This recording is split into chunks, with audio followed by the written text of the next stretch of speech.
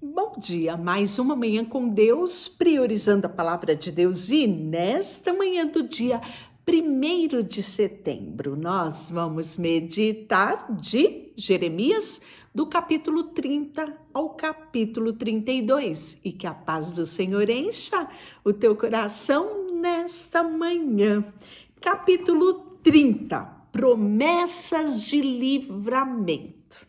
Então, ontem nós falamos sobre a carta que Jeremias escreve aos exilados. E agora vem a promessa de livramento. O Senhor deu outra mensagem a Jeremias. Assim diz o Senhor, o Deus de Israel.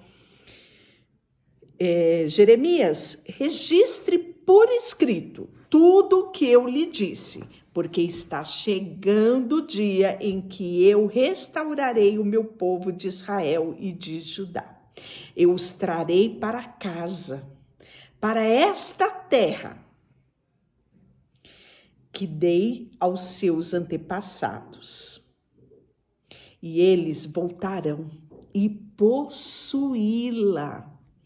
Eles voltarão, Jeremias. Eles vão voltar para essa terra que eu prometi. E eles vão possuir esta terra. Eu, Senhor, o falei. Esta é a mensagem do Senhor a respeito de Israel e de Judá. Assim diz o Senhor.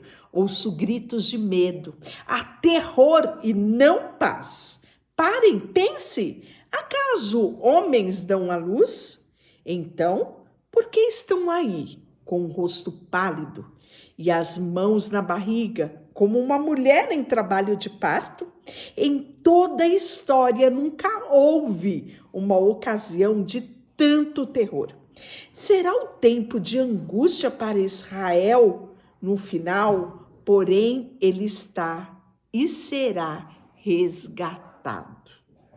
Pois naquele dia, diz o Senhor dos Exércitos, quebrarei o jugo que está sobre o seu pescoço e arrebentarei suas correntes. Não serão mais escravizados por estrangeiros, pois meu povo servirá ao seu Deus, aos descendentes de Davi e ao rei que estabelecerei sobre ele.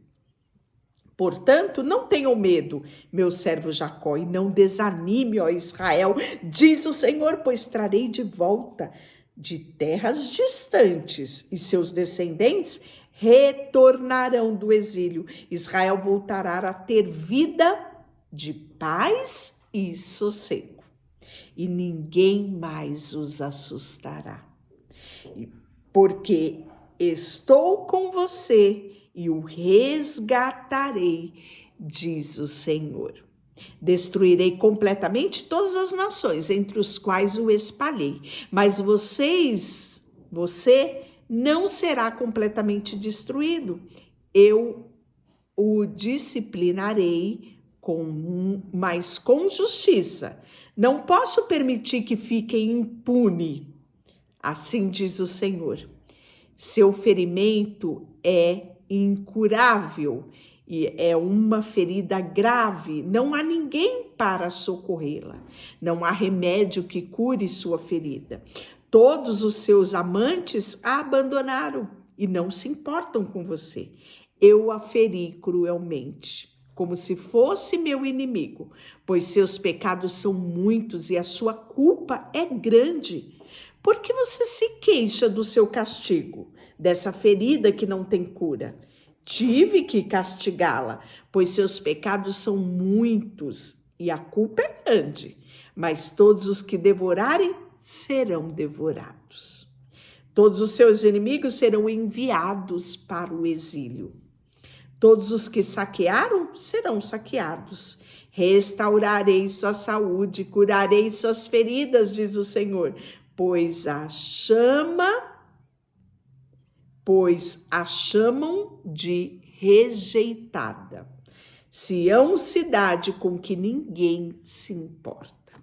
Assim diz o Senhor, quando eu trouxer Israel de volta do exílio e restaurar a sua situação, Jerusalém será reconstruída sobre suas ruínas e o palácio voltará a ser habitado. Haverá alegria cânticos de gratidão, e eu farei meu povo se multiplicar e não diminuir. Eu os honrarei e não os humilharei.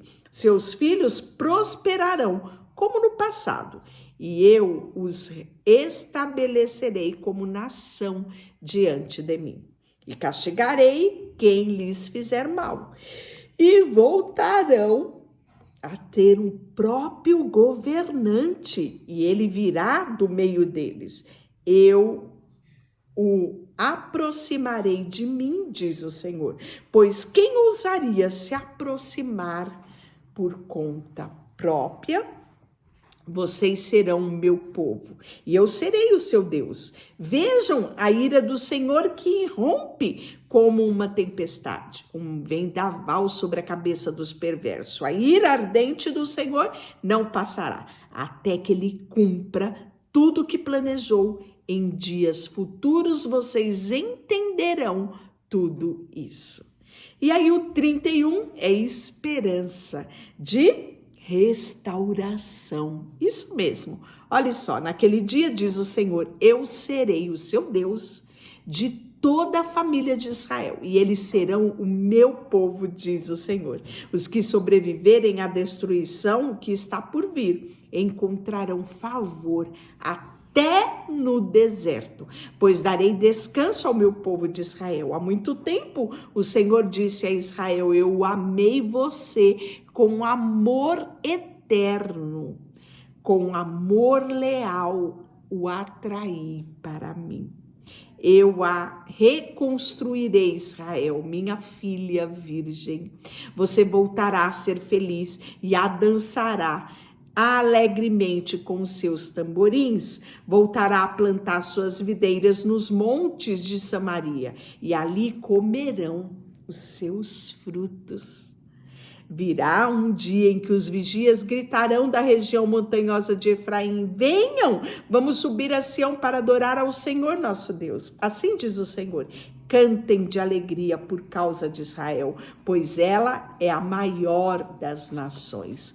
Cantem alegre louvores dizendo, o Senhor salva o seu povo, os remanescentes de Israel, pois eu os trarei de volta do norte e dos confins da terra.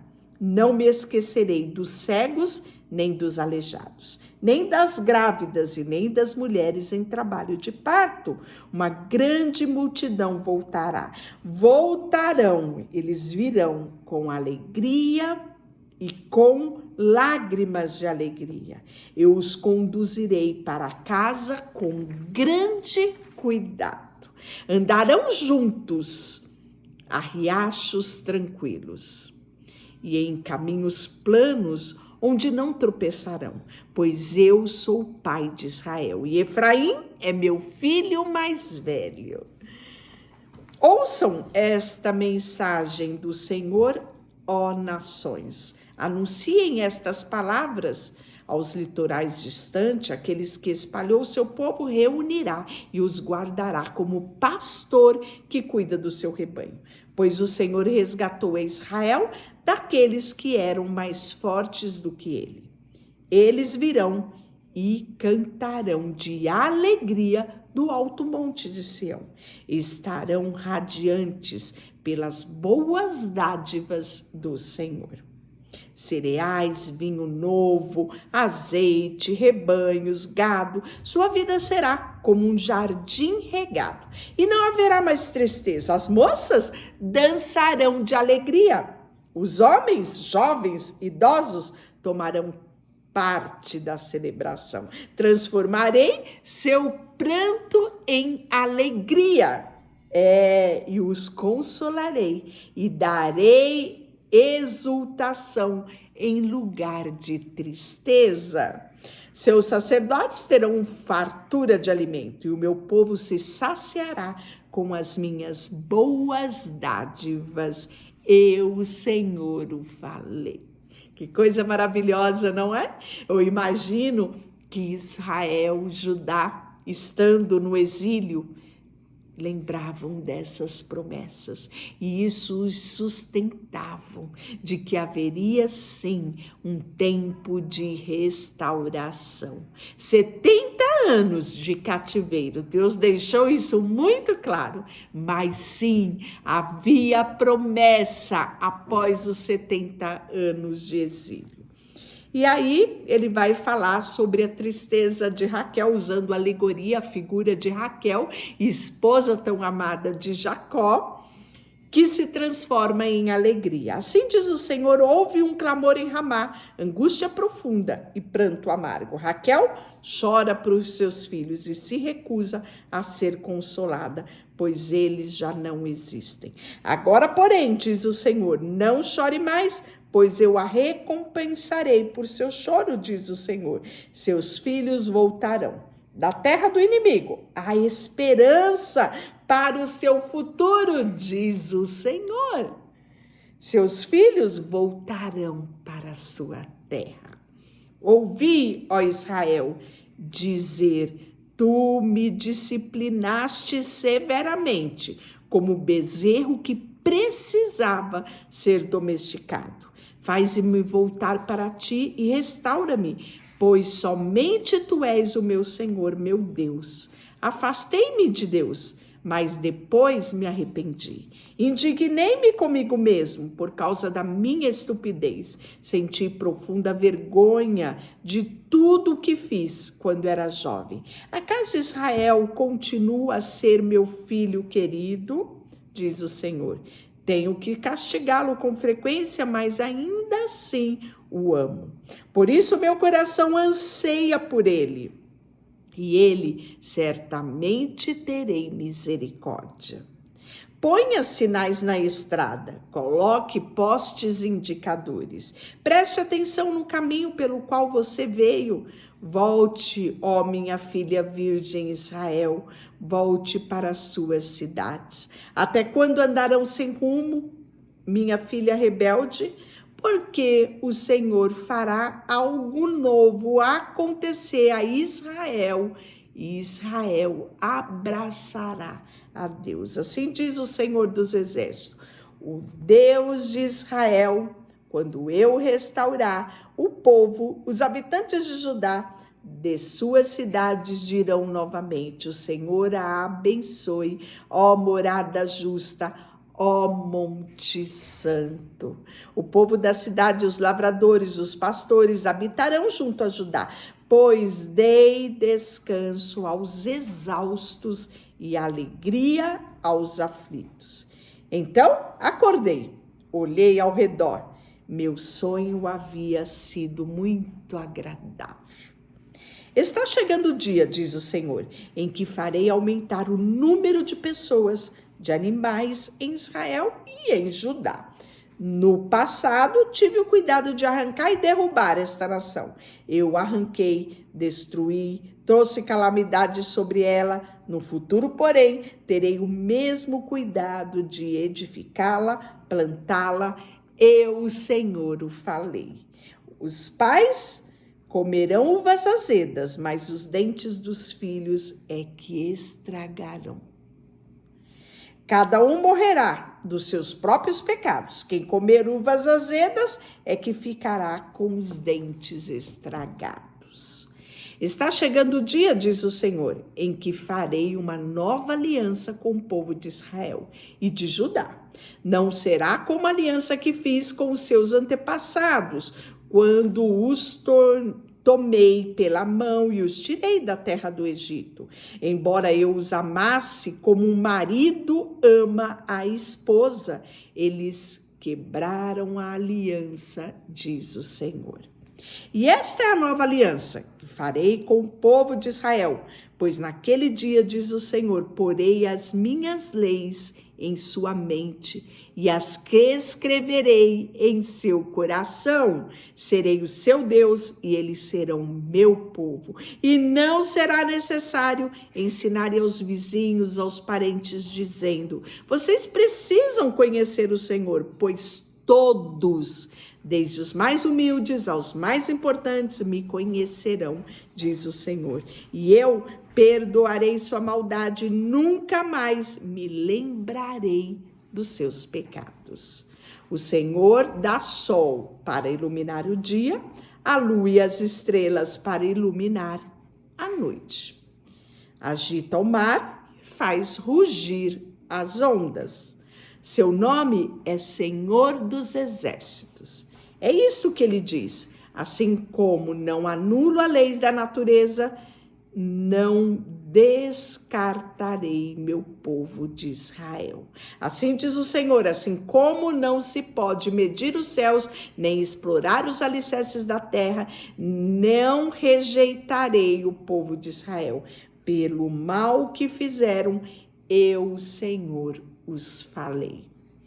Está chegando o dia, diz o Senhor, em que Jerusalém será reconstruída para mim. Desde a torre de Ananel até o portão da esquina. Uma linha de medir será medida sobre a colina de Garebe até Boá. Toda a região, incluindo o cemitério e o lugar onde se jogavam as cinzas, e todos os campos do leste, até o vale de Cedron e até o portão dos cavalos, serão santos para o Senhor. Jerusalém nunca mais será conquistada e nem destruída. Então, esta aqui é uma promessa vindoura, né? Porque o povo está cativo na Babilônia. Jeremias vai comprar um campo. Preste bem atenção. Jeremias recebeu esta mensagem do Senhor no 10º ano do reinado de Zedequias, rei de Judá. Esse também foi o 18º ano do reinado de Nabucodonosor. Nessa ocasião, o exército babilônio cercava Jerusalém e Jeremias estava preso no pátio da guarda, no palácio real. Zedequias, o rei de Judá, o havia colocado ali, perguntado por que ele continuava a anunciar esta profecia. Assim diz o Senhor, estou prestes a entregar a cidade ao rei da Babilônia, e ele a conquistará. E aí o rei Zedequias será capturado pelos babilônicos e levado para falar face a face com o rei da Babilônia. O rei levará Zedequias para a Babilônia, onde lidarei com ele. Diz o Senhor, vocês não serão bem-sucedidos se lutarem contra os babilônios. Nesse tempo, o Senhor me enviou com esta mensagem. Seu primo Anamel, filho de Salum, virá e lhe dirá, compre meu campo de Anatote. Pela lei, você tem direito de comprá-lo, desde que eu ofereça a outro. Exatamente como o Senhor tinha dito, meu primo Anamel veio me visitar na prisão e disse, compre meu campo de Anatote na terra de Benjamim. Pela lei você tem o direito de comprá-lo, antes que eu ofereça a uma outra pessoa. Portanto, compre para si. Então entendi que a mensagem que eu tinha ouvido do Senhor. Assim, comprei o campo de Anatote e paguei a Anamel 17 peças de prata. Assinei e selei a escritura diante das testemunhas. Pesei a prata e lhe paguei. Em seguida, peguei a escritura selada, uma cópia não selada com os termos e as condições de compra. E as entreguei a Baruque, filho de Nerias, neto de Maceias.